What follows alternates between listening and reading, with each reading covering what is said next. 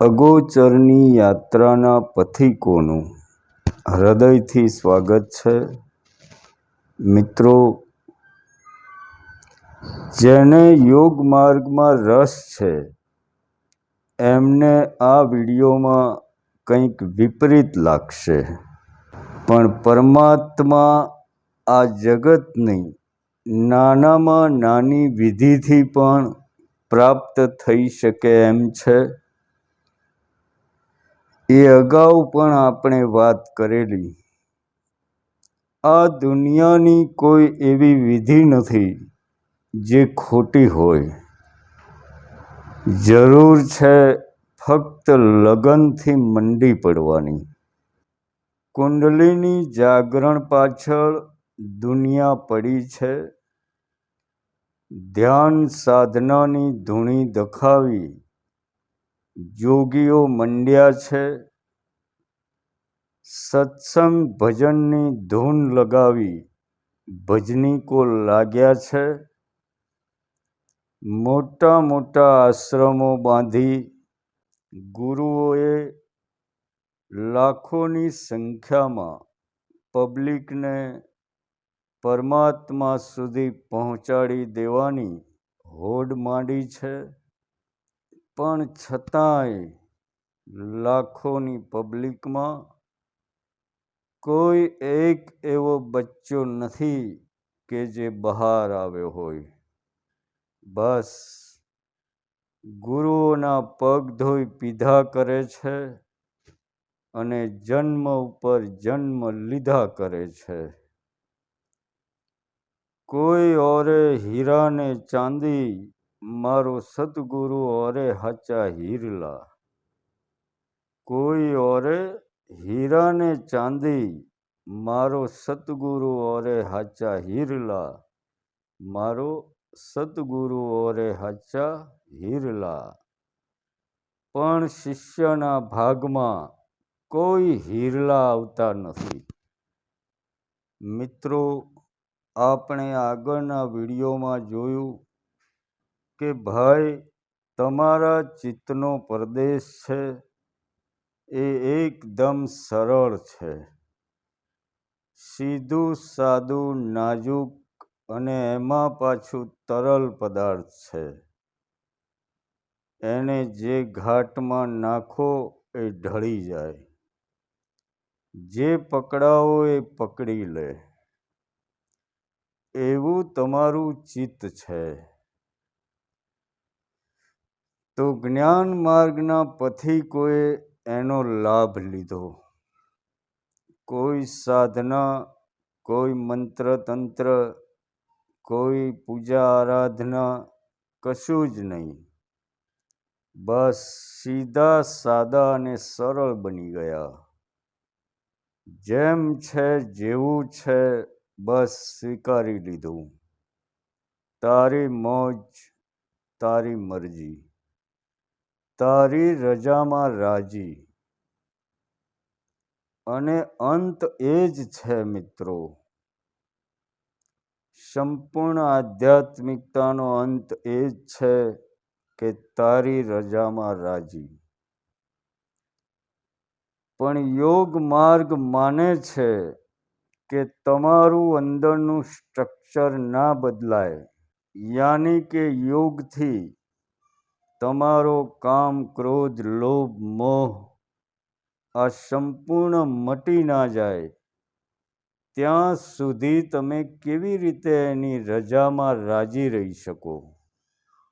આવું યોગ માર્ગ કહે છે કે યોગ કરીને એ બધી તમારી અંદર ઉઠતી વૃત્તિઓને, એના જે કેન્દ્રો છે એ તમારે બંધ કરવા પડે અને પછી તમે નિર્મળ બની શકો. તો હકીકત છે શું? એનું થોડું મંથન કરીએ. એ પહેલાં ચેનલને લાઈક, સબસ્ક્રાઈબ અને સંબંધી મિત્રોને શેર કરશો એ નમ્ર વિનંતી. ભાઈ, યોગ કરીને એ બધી ઉઠતી વૃત્તિઓના કેન્દ્રને તમારે બંધ કરવા પડે અને પછી તમે નિર્મળ બની શકો, એની રજામાં રાજી રહી શકો. આવું યોગ માર્ગ કહે છે. પણ એ જ આપણી બુનિયાદી ભૂલ છે. જ્ઞાન માર્ગના સંતોનું કહેવું છે કે તમારા શરીર, મન અને પ્રાણની જે બનાવટ છે એ એવી છે કે તમારે એમાં કોઈ ડખા કરવાની જરૂર નથી. તમે કોણ યાર સુપર પાવરને બદલી નાખનારા? તમારી શું હેસિયત કે તમે સુપર પાવર સામે બાથ ભીડી શકો? પરમાત્મા એક સુપર પાવર છે જેનો કોઈ તાગ નથી. અસીમ, અપાર, અનંત, અવિનાશી અને અવિરત છે. દુનિયાનો અંતિમ પાવર એટલે પરમાત્મા. યોગ કરો, જપ કરો, તપ કરો, ધ્યાન કરો. શું કામ કરવું છે તમારે? કારણ કે તમને અસ્તિત્વનો સ્વીકાર નથી. તમને જેવા બનાવ્યા છે એમાં તમારે કંઈક બદલી નાખવું છે. તમારે બાથ ભીડવી છે પરમાત્મા સામે.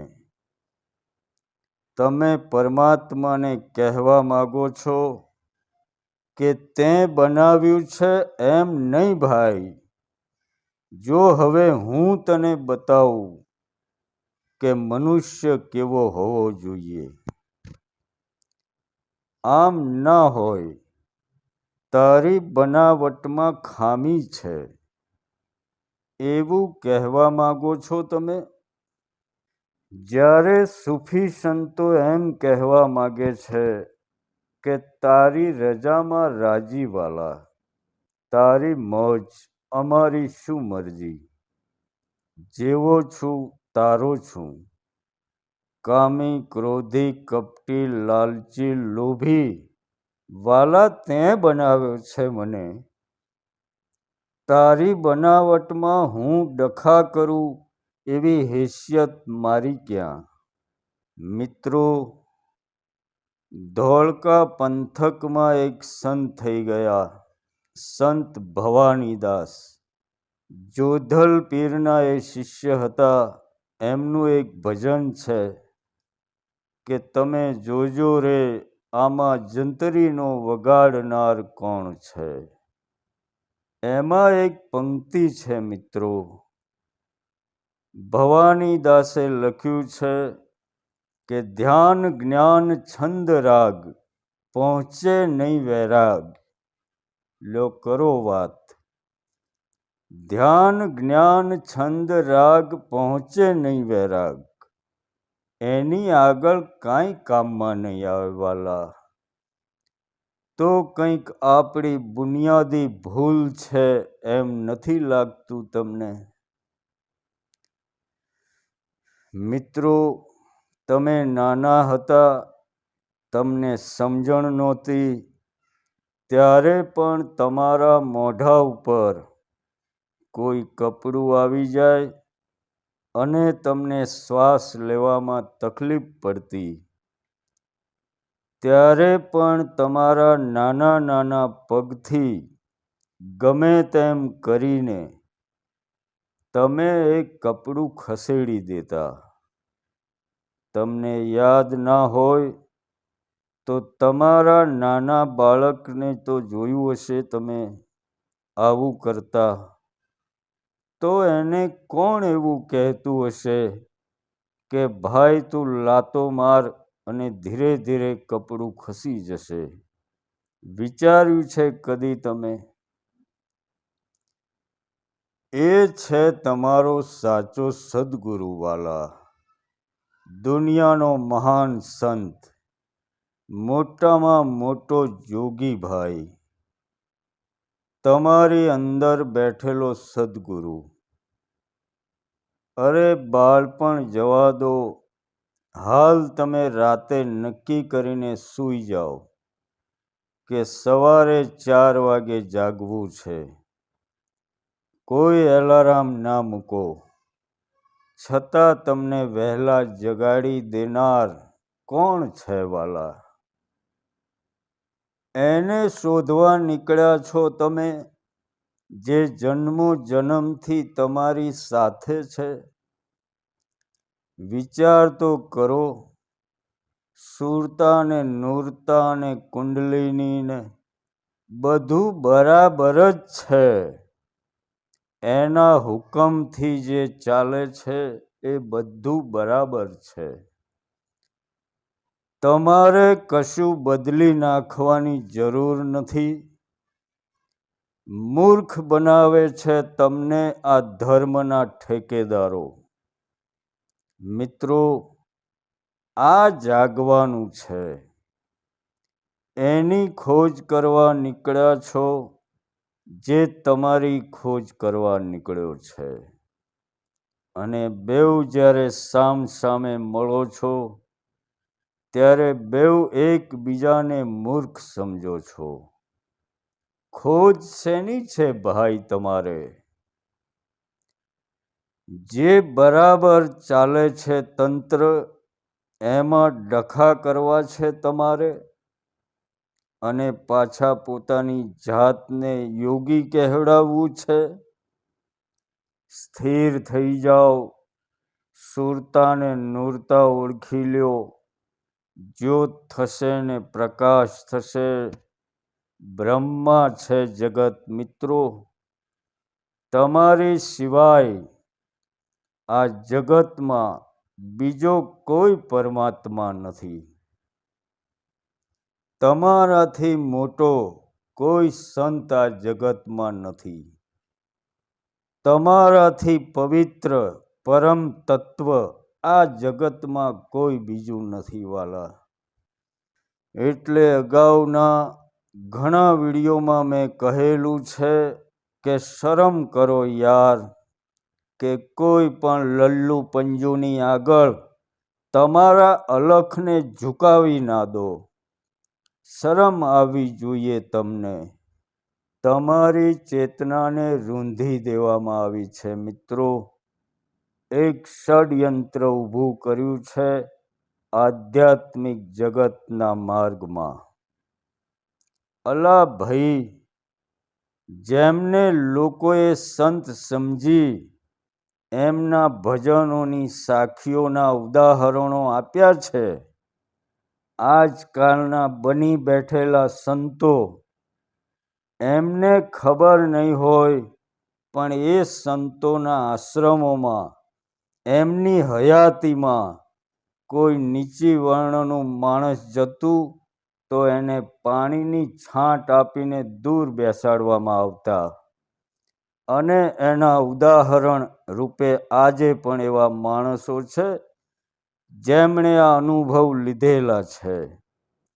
જેની માનસિકતા હજુ મનુષ્ય વચ્ચે ભેદ ભરેલી હતી, એ વળી શેના સંત વાલા? ભજનો તો કોઈ પણ બનાવી શકે. આજે જેના માથે સંતનો બિલ્લો નથી, એવા કવિઓના ભજનો તમે જુઓ, અક્કલ કામ ના કરે. એટલે એવું માની લેવાનું કે એના જ અનુભવ હશે.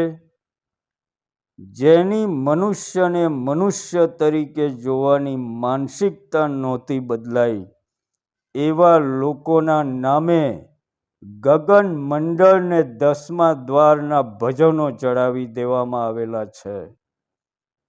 ડગ ડગમાં દાગ હૈ મિત્રો, જરા સંભલ કે ચલો. કોઈ પણ જ્ઞાન માર્ગના સંત પાસે જાઓ અને ધ્યાન સુરતા નૂરતાની વાતો કરો, એટલે એક જ વાત એ કહેશે, તારી ખોજ શું છે પહેલા? જેને ખોજવા નીકળ્યો છું એ તું પોતે જ છું. પછી કે ભાઈ વાવમાં પાણી નહોતું, કોઈ સંત પાણી લાવ્યા. અસ્તિત્વના નિયમમાં કોઈની તાકાત નથી કે એને ફેરવી શકે. ચમત્કારોથી દૂર રહો મિત્રો.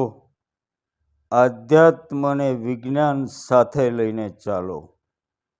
જે તમારી નરી આંખે ના દેખાય અને અનુભવાય નહીં એવા જુઠ્ઠાણા લોકો દ્વારા ફેલાવવામાં આવેલા છે. હકીકતમાં કશું નથી. સંતો હતા નહીં, એને બનાવવામાં આવેલા છે. સંત હોતા નથી, તમે એને બનાવો છો.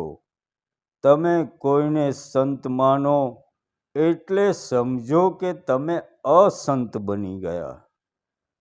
તમારી ચેતનાને જરા પણ ઉતરતી માનો એટલે સમજો કે તમે નીચા બની ગયા. મનુષ્યથી અલગ હોય એવો કોઈ પરમાત્મા હજી સુધી આ જગતમાં આવ્યો નથી અને આવશે પણ નહીં. બની બેઠેલા આ ગુરુઓ નથી, પણ તમે એમને ગુરુ બનાવ્યા છે. બાકી જે ઊંઘમાંથી તમને જગાડી દે છે એ સદગુરુ તો તમારી અંદર છે. એ બોલે એટલે ફાઇનલ. તમને જે વિચાર આવ્યો એ જ અંતિમ સત્ય. બાકી અનુકરણ કરીને બીજાના વિચારો ભેગા ના કરો. તમારામાંથી જે અવાજ આવ્યો એ જ અંતિમ સત્ય. આખા જગતની ઇલેક્ટ્રિસિટી એક જ વિદ્યુત પાવરથી ચાલે છે. એમ આખા જગતની ચેતના એક જ પાવરથી ચાલે છે. યાદ રાખજો મિત્રો કે દુનિયામાં ક્યાંય પણ કશું પણ ખરાબ કામ થાય તો એમાં તમે પણ ભાગીદાર છો, અને સારું કામ થાય એના પણ તમે ભાગીદાર છો. કારણ કે પાવર એક જ છે.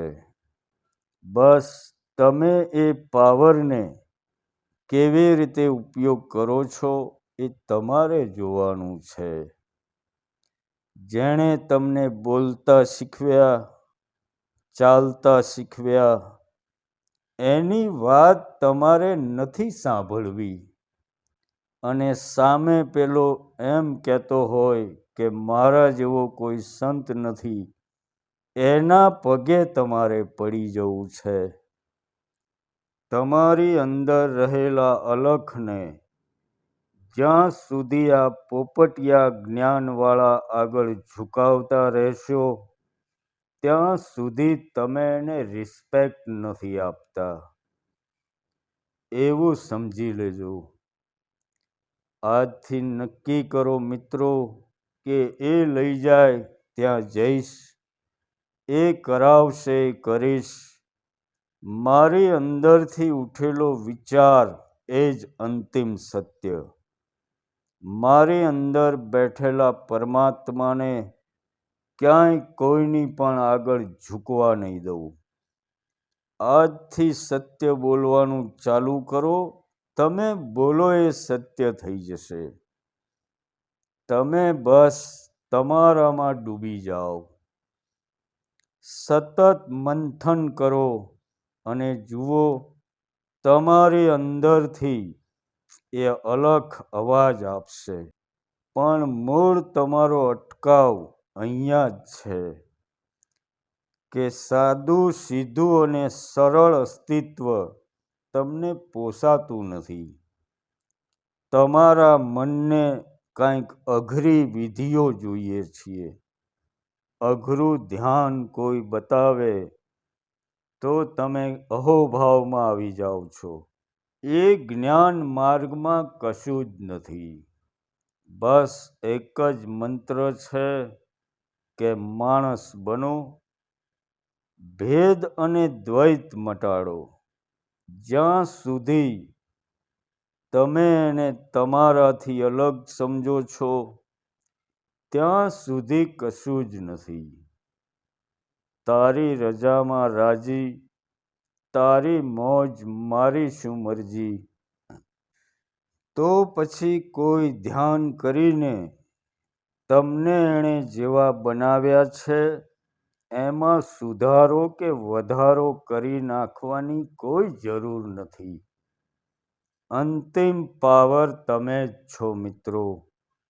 દુનિયાનો અંતિમ પાવર એટલે એક મનુષ્ય.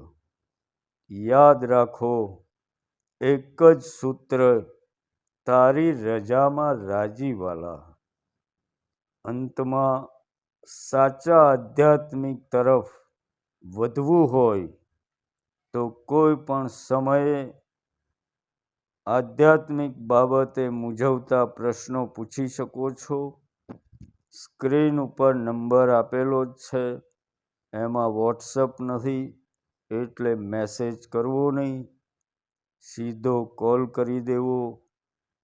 તમારી ઊંઘ ઉડાડી દેનાર તમારી અંદર બેઠેલા અંતિમ સત્યને મારા હૃદયથી પ્રણામ.